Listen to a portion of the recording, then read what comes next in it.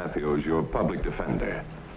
The public defender's salary is paid for by the community, and he is charged with the responsibility of giving legal aid free of charge to any person who seeks and needs it. It is the public defender's sworn duty to defend the public accused of crime until they are proved guilty in a court of law. No man can escape the consequences of his past. This is the story of two men who lived a lie for over 15 years before the past caught up with them with terrifying impact. Add to this $72.64 proceeds from the Rummage Bazaar, $57.50 from the pie and cake sale, and $183 even from admission fees, and we wind up after expenses with a net profit of $291.38.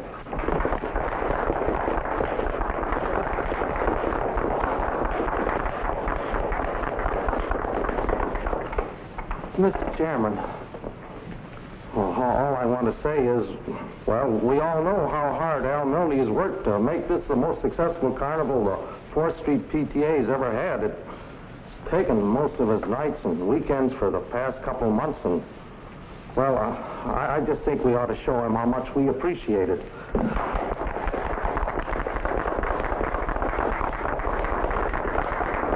Thank you, but in spite of what Mr. Paroli might think, it wasn't a one-man job. Everybody here did more than their part. Well, now that we've all taken our bows, unless there's some further business, this meeting's adjourned. Oh, Mrs. Milne, congratulations. You should be very proud of your husband. Thank you, I am. Organizing this whole operation on a budget of less than $50. Al, I need you at the machine shop. I wish you'd reconsider my offer. Well, I'm afraid I can't. But a foreman's pay means at least $100 a month more than you're getting now. Mrs. Milne, can't you do anything with him? He's turned me down 4 times. Al, you never told me. Well, it didn't seem necessary. I'm happy right where I am. But you said yourself it's a dead-end job. We've got to think of the future. I know. I appreciate the opportunity, but I'm not sure I could handle the job. There's only one way for him to find out, isn't there, Mr. That's Chairman? right. Oh, please, Al. If only for Sandy. All right. Well, it looks like you've got yourself a new shop foreman. Good. I think you'll like it there, Al. It's a great place to work.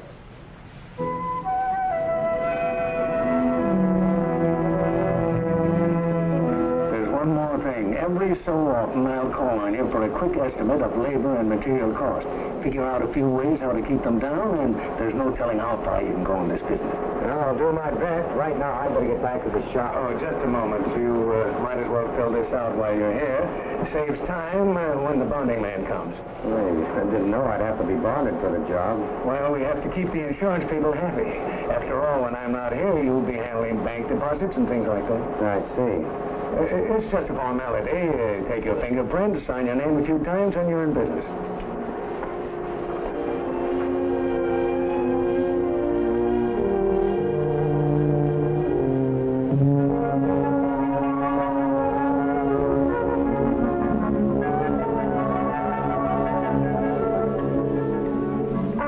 Even touched your food. I'm just not hungry, I guess.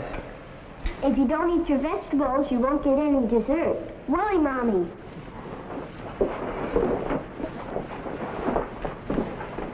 Finish your dinner, Sandy. Al, what's wrong? Why didn't you tell me about it? There's nothing to tell. But you've been jumping upstairs for 2 weeks, ever since you started the new job. I said I didn't want to talk about it. Now leave me alone.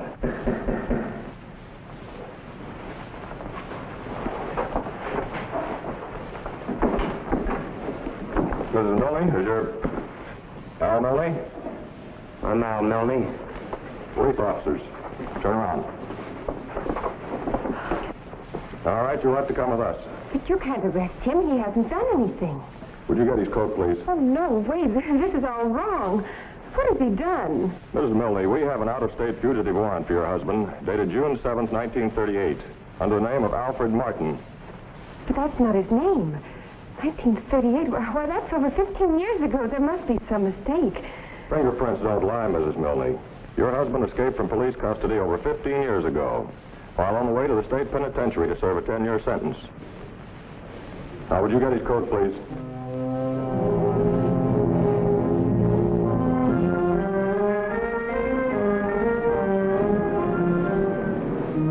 Albert Milne was taken to Central Police Headquarters, where he was booked, mugged, printed, and bound over to the municipal court. The grim secret he had kept for more than 15 years, even from the woman he loved, was a matter of public record within a few short hours.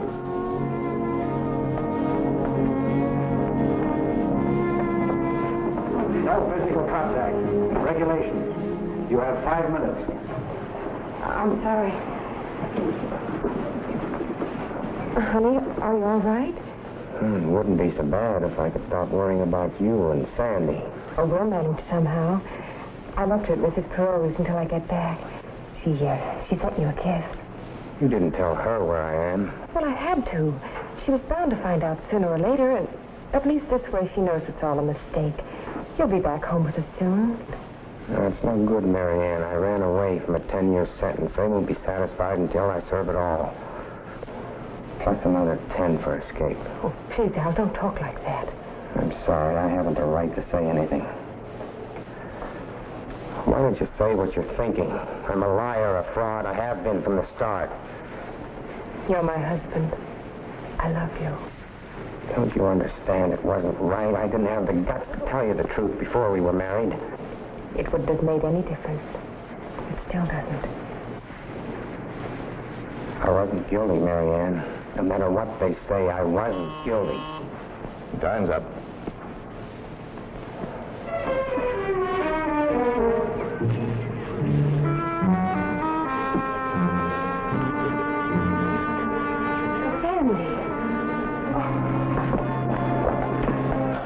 Oh, it's all right, honey. Mommy's here. Everything's going to be all right.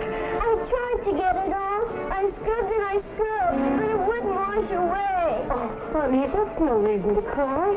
It's only his picture. It can't hurt us because we know it isn't true. But everyone is saying it. All the kids. I hate them. Oh, no, Sandy, you mustn't. They don't mean to be cruel. They just don't understand, honey. I'll tell you what. There's some peppermint ice cream left in the refrigerator. Why don't we go in and have some, and then we'll decide what to do about the old picture. I don't want any ice cream. I want my daddy. Oh, Mommy, why don't they let him come home? He'll be home, honey. He'll be home.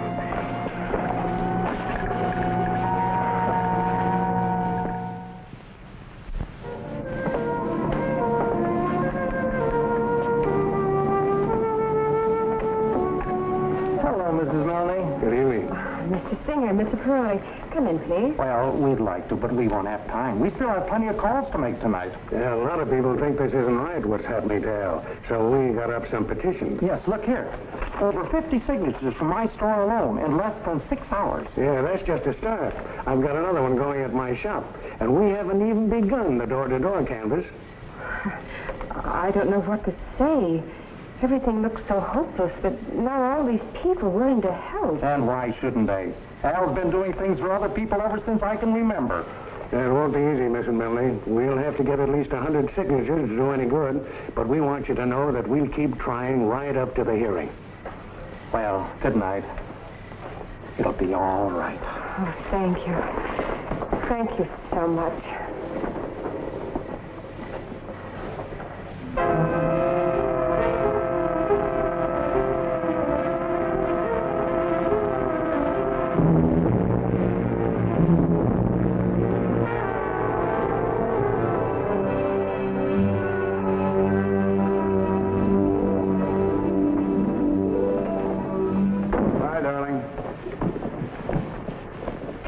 Have a good day. I always have a good day. How was it go? Oh, I think I'm going to give it up. Oh, no. Hi, sweetheart. Hi, Dad. Now, don't tell me. It's from Aunt Flora. I recognize her taste. You should. She sent us the same thing when we were married. Paula, where do you want this? Put it with the others, Dad's den. Dad's den? Oh, that's a joke. With all of this kind of stuff, it's beginning to look like a department store or a pawn shop. Cheer up. It's only for 2 more weeks, and then you'll be rid of me and the wedding presents for good. I suppose we can put up with her another 2 weeks, can't we, honey? I think so. Did you know a man named Alfred Martin? I don't think so. Why? Well, listen to this. Petitions bearing the signatures of more than 200 local residents have been forwarded to Governor Warren B. Stanton requesting intervention in forthcoming extradition proceedings against ex-convict Albert J. Milne, 39 of 137 South Street. Milne, who was arrested on a fugitive warrant dating back more than 15 years, was apprehended after an FBI check of fingerprints submitted by a local bonding company. He was identified as Alfred Martin of Warrensville. Charles, is anything wrong? No, of course not, honey. It's just a nasty situation, that's all. A man being sent back to prison after 15 years. Are you sure you don't know him? After all, you're about the same age, and Warrensville was a pretty small town in those days. Yes, a very small town. Dinner ready? Practically.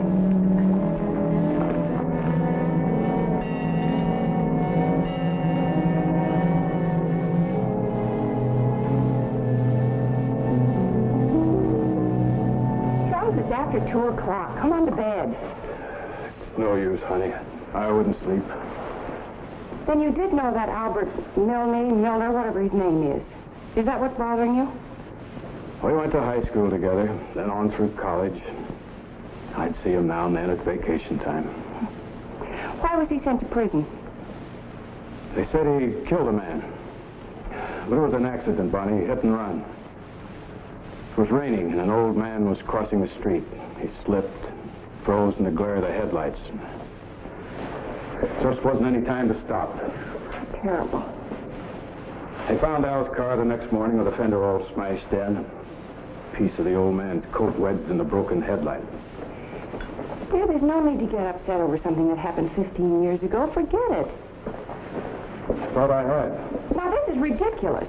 The way you're carrying on, anyone would think you hit the old man. I did. Charles! Nobody saw me take the car. I sat there all through the trial watching the evidence pile up against him. Too scared to do anything about it. I can't believe it. All these years we've been married, you never told me.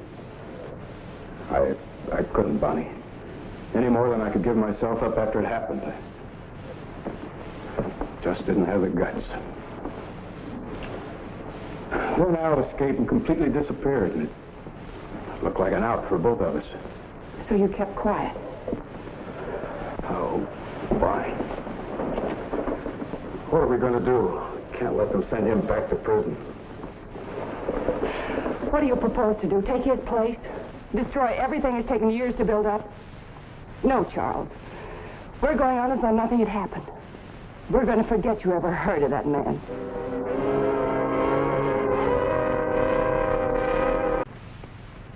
As the time for Albert Milne's extradition hearing approached, Marianne was faced with a serious problem. It was imperative to keep her fears from her daughter. At the same time, the child had to be prepared for any eventuality.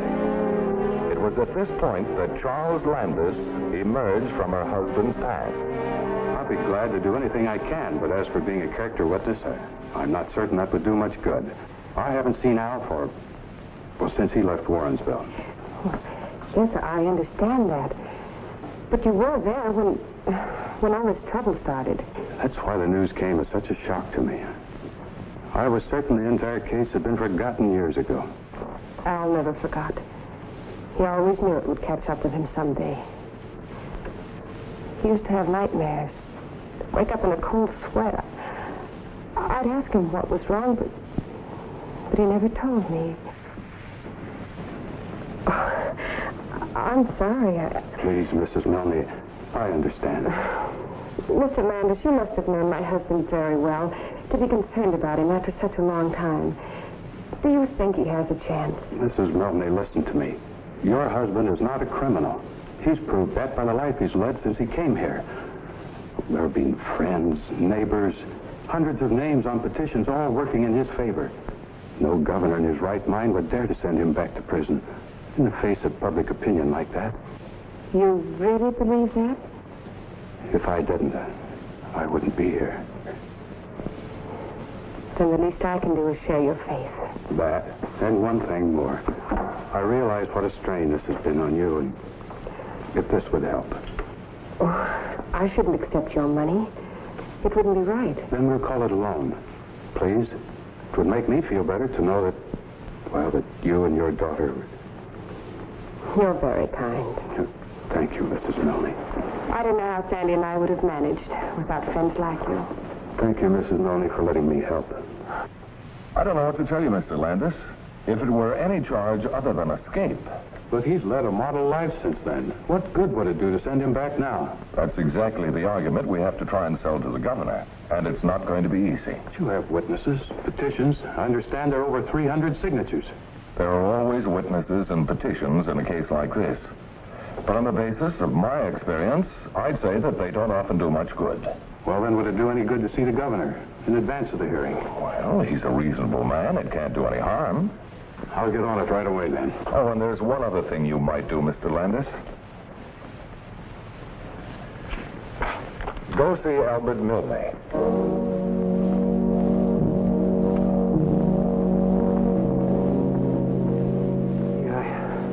I couldn't believe it when they told me you were coming here. You turning up out of nowhere. It still hasn't seemed possible. We're old friends, Al. I had to come just as soon as I heard about it. I've just come from Matthews' office. He said to tell you that everything was going along fine. You don't have to lie to me, Chuck. I know where I stand. I wouldn't care if it was just myself, but when I think what this is doing to Mary Ann and Sandy... You don't know what it's like to live with something like this for 15 years and see your whole world ripped open, your family shamed and hurt. Then you don't even know if you'll ever get the chance to make it up to him. But you will, Al. I swear it. We're going to see the governor, Matthews and I. He'll listen to us. We'll make him see that you were innocent. You never should have been sent up to prison in the first place. There's only one person who could do that. And he ran out after he killed a man with my car 15 years ago.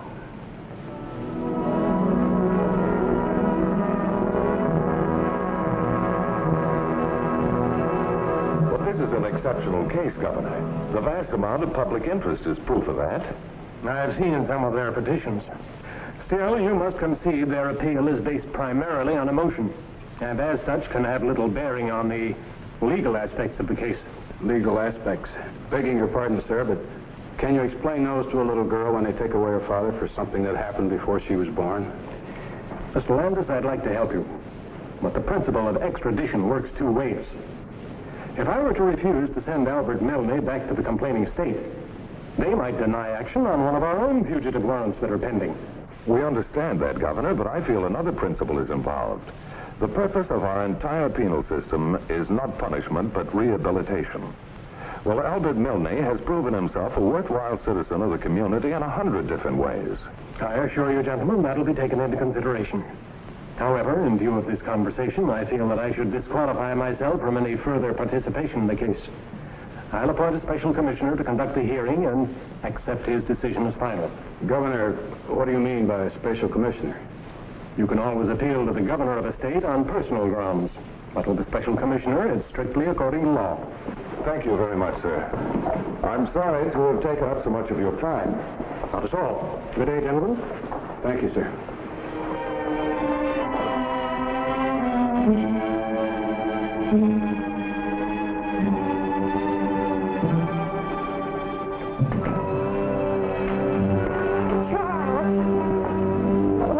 To get worried. After all, 4 days is a long time. I had a lot to do. It's that Milne case, isn't it? Yeah. Oh, stay out of it, Charles. Please stay out of it. How's Paula? Have you told her? Don't worry, she doesn't know anything. And if you use your head and stay out of it, she'll never have to know. Saw the governor today, Bonnie. Milne hasn't a chance. Oh, I'm sorry. No, really, Charles, I am sorry. Anyway, you'll know you did everything you could. No, not everything. I don't like the sound of that. If you mean what I think you do... There's no other way, Bonnie.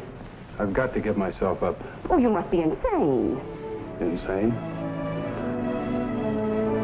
have Milne on my conscience. Your conscience. But he has a wife, Bonnie, and a little 7-year-old daughter. You can't imagine what all this is doing to them. But Charles, you have your own family to think about. Oh, I'm not important, but Paula is. In a few days, she's going to be married to a fine boy from a wonderful family. If you do anything to wreck that now, she'll hate you the rest of her life. Don't you think I have a right to decide that? Paula, how long have you been standing there? Just long enough, I'm afraid. Dad, you killed that old man. Paula, listen to me. You've got to forget everything you heard in that room right now. It never happened. Do you understand? Nothing has changed. Ever since I was a little girl, I looked up to Dad as the kind of man I'd marry someday. And I've let you down, Paula. No. And I don't think you ever will. Do you hear what she says? You've got to give up this insane idea. Is that what you want, Paula? I'm sorry, Dad. Only you can make that decision.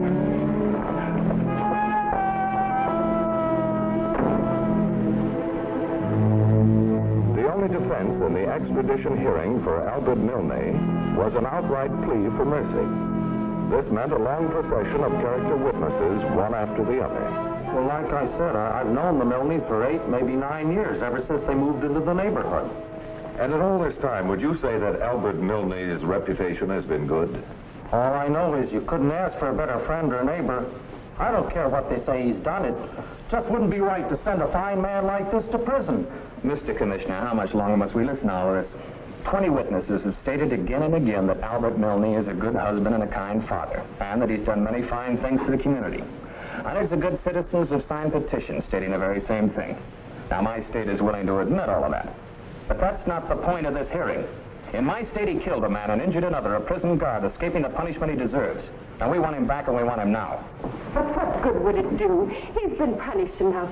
For over 15 years, he's been afraid. He's never stopped being afraid. Isn't that enough punishment? Please, Mrs. Milne, we'll have no more outbursts like this.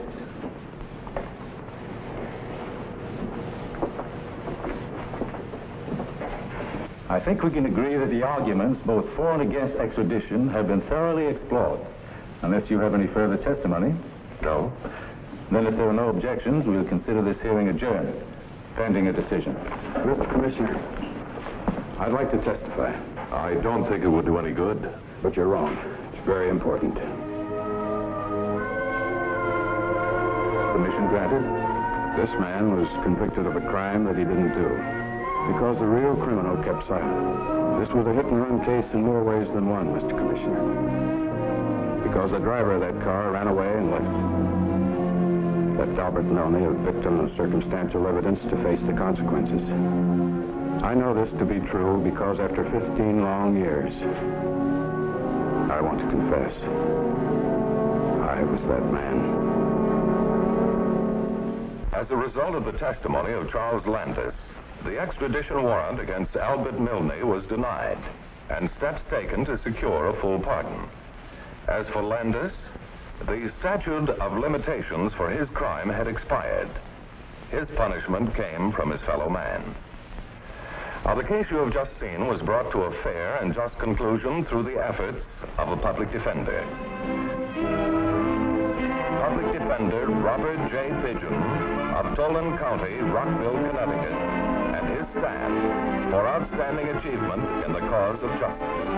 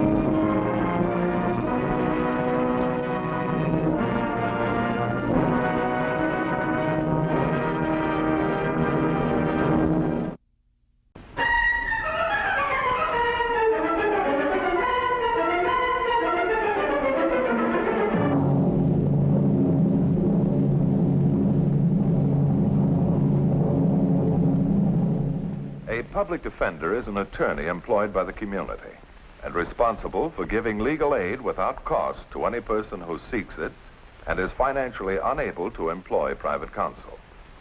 It is his duty to defend those accused of crime until the issue is decided in the court of law. The first public